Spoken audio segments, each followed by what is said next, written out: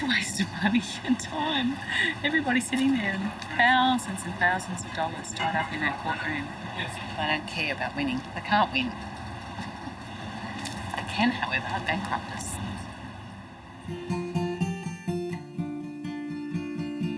I was angry and frustrated and powerless to fight back.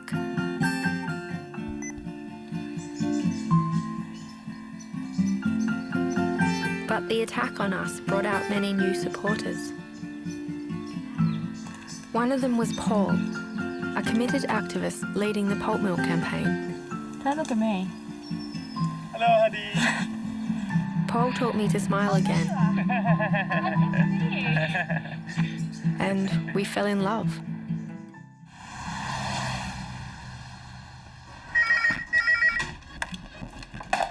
Hello, Maddie speaking. Version 3 of the statement of claim has been chucked out. The judge just went for the fact that they were basically claiming too much against too many people. I kind of expected it to be thrown out because it's so ridiculously huge, this allegation against all of the 20 of us. So, and what is it now? It's been almost 2 years. Well, they've got to do something different in order to resubmit it, because the judge has made it plain, according to Greg, that if they put in the same crap again, they're going to cop it big time. I was trying to get on with my life, but there was no stopping guns. Every time the company was thrown out of court, it came back again and again.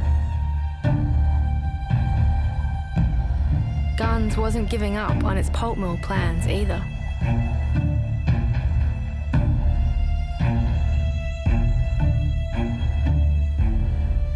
While we continued to fight Guns in court, the Tasmanian government bypassed planning procedures and fast-tracked the mill. We couldn't sit by and let the opportunities presented for Tasmania by the pulp mill slip through our fingers.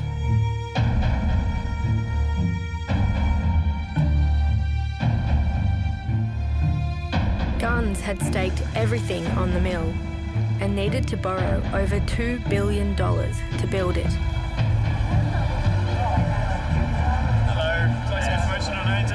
My boyfriend Paul led a campaign targeting banks and other investors to make them aware of what Guns were up to.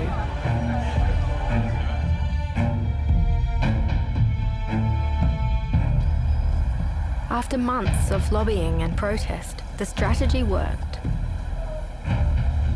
The ANZ Bank withdrew their support for the pulp mill, quickly followed by the other big three Australian banks. This was a major setback for Guns.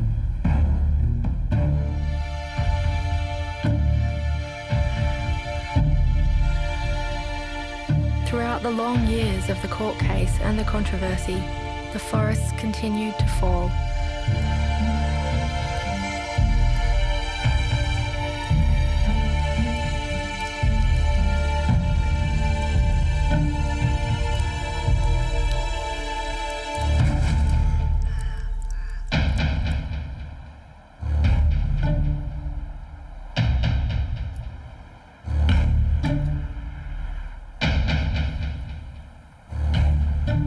Though the court case still loomed over me, I decided to follow my heart.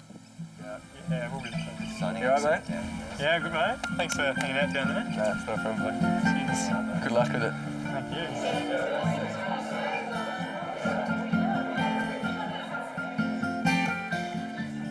you. But I was tying my new husband into this legal nightmare.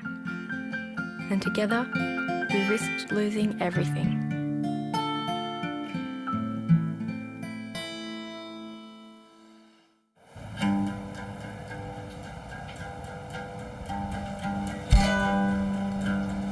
Back in court, the judge ordered mediation to see if we could avoid a lengthy trial. We met with Guns' lawyers.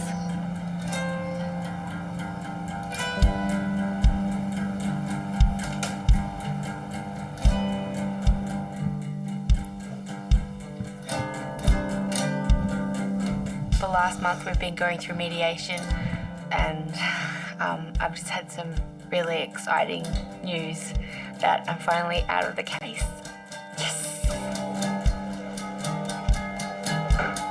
I have now regained my freedom of speech.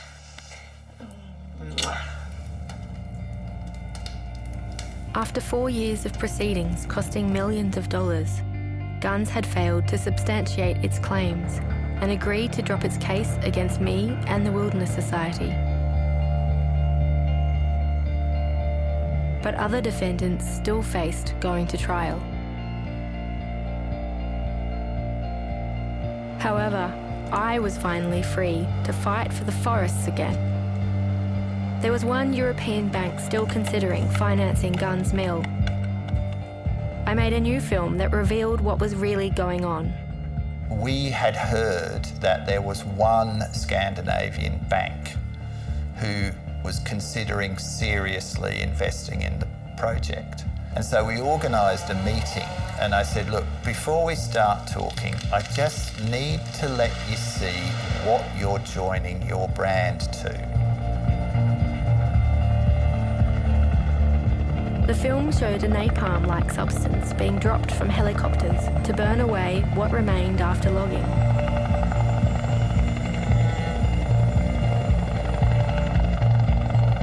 Within days of my film being released on the internet, thousands of the bank's customers threatened to close their accounts.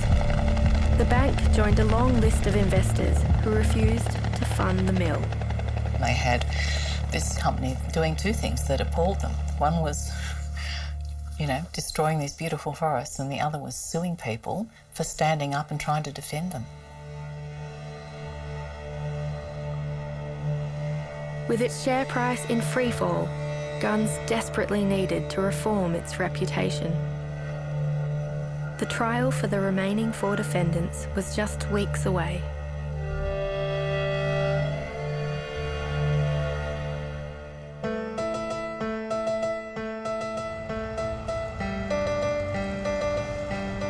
On the very eve of the trial, after 5 years of legal warfare, Guns conceded defeat.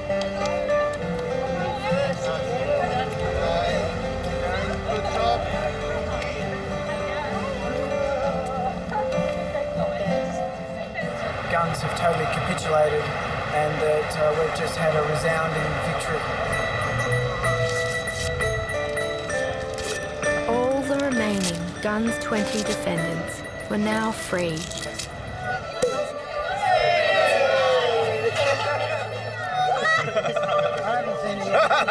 You're supposed to drink the whole bottle. We had always hoped that Guns would be part of the solution.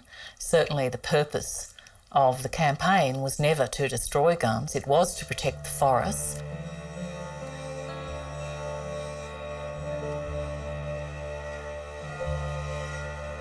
After dropping the case against us, and under new management, Guns announced it would stop logging native forests.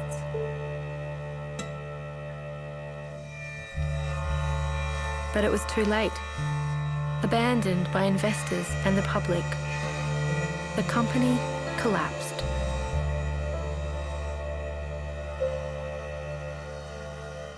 What history shows is if the shareholders had listened to us earlier, they'd be $1.5 billion better off than they are today.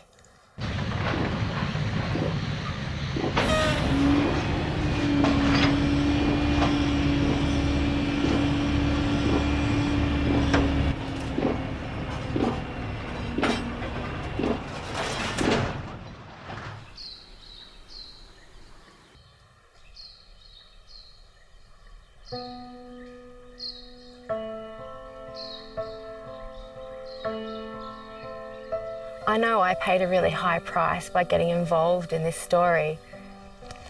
I'd like to think that I would do it all again and be brave enough to be a witness and a filmmaker to an issue that was dividing the community. Because I now know that we all had a responsibility to bring truth to light. But in the end, it was Guns who paid the ultimate price. And their investors and shareholders and workers all lost out because Guns didn't listen to the community.